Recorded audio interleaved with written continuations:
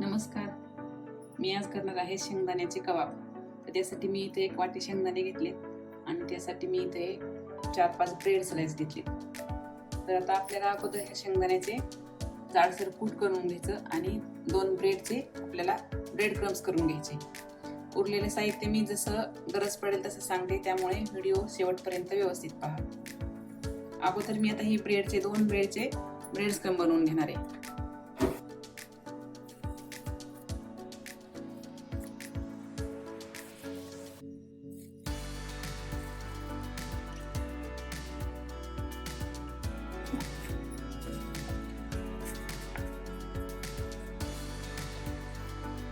तर याच भांड्यामध्ये शेंगदाणे आपल्याला थोडे जाडसर वाटून घ्यायचे.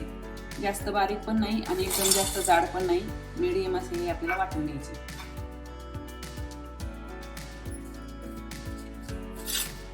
हे असं आपलं जाडसर थोडं कूट वाटून घ्यायचे. शेंगदाणे जाडसर बारीक करून झाले, ब्रेड क्रम्स तयार झाले आपले. आता पुढची रेसिपीला सुरुवात करू. आता हे उरलेले 4-5 ब्रेड आपल्याला थोडे दुधामध्ये भिजवायचे आणि आपल्याला या शेंगदाण्याच्या कुटामध्ये टाकून घ्यायचे. यासाठी मी इथे थोडंसं दूध घेतले. ब्रेड बुडतील अशा पसरट भांड्यामध्ये दूध घ्यायचं.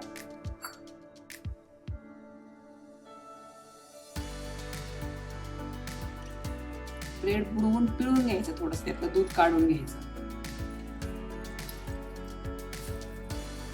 आणि शेंगदाण्याच्या कुटात मावे इतके ब्रेड त्यात घालायचे. सुरुवातीला मी 3 घेते, गरज पडली तर अजून एखादा नंतर आपण घेऊ.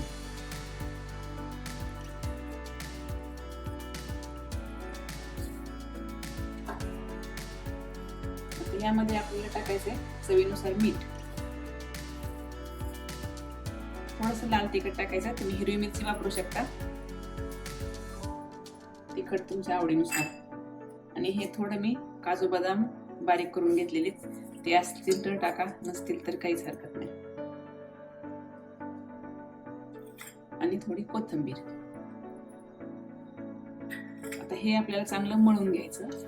गरज पडली तर अजून 1-2 ब्रेड आपल्याला ह्यामध्ये टाकून घ्यायची. हे मिश्रण थोडं कोरडं वाटते, मी अजून 1 ब्रेड त्यामध्ये भिजवून टाकणार आहे.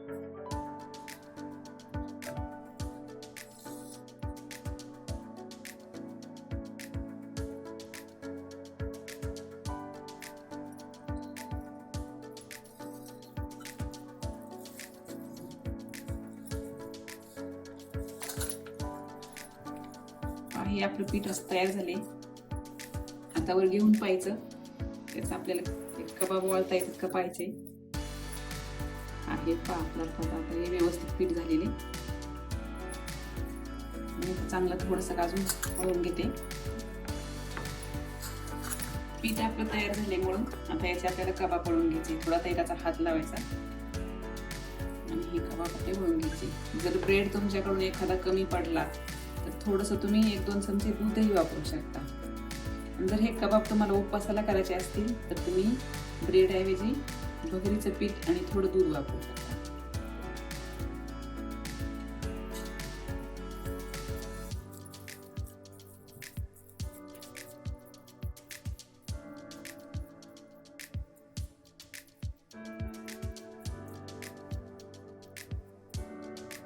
यावरती लावायचं आपल्याला एक काजू अर्धा कापलेला.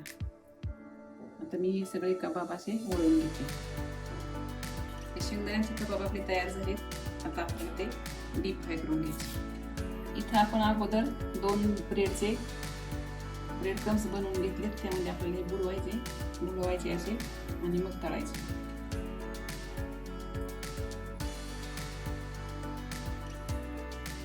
तेल तापलेले, त्यामध्ये आपल्याला आता हा एक सोडायचा आणि गॅस कमी ठेवायचा.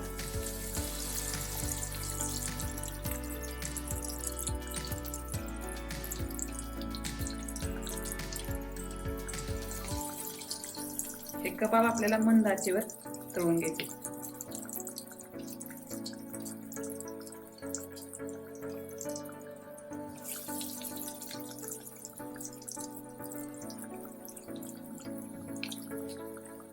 कबाब आपले आता दोन्ही बाजूनी असे तांबूस रंगावरती भाजून झाले. आता आपल्याला हे काढून घ्यायचे.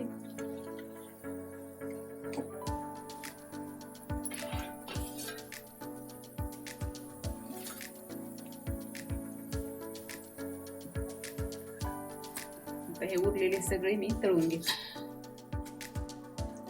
तर हे सगळे कबाब आपले तळून तयार झालेत.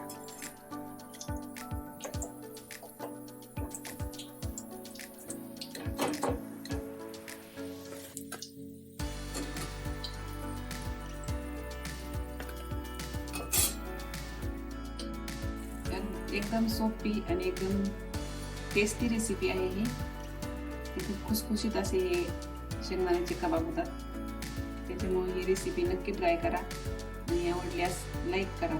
आणि असेच नवनवीन रेसिपी पाहण्यासाठी माझ्या चॅनलला सबस्क्राईब करा. हे कबाब तुम्ही दह्यासोबत खाऊ शकता किंवा सॉसबरोबरही खाऊ शकता. पण दह्याबरोबर हे जास्त टेस्टी लागतात.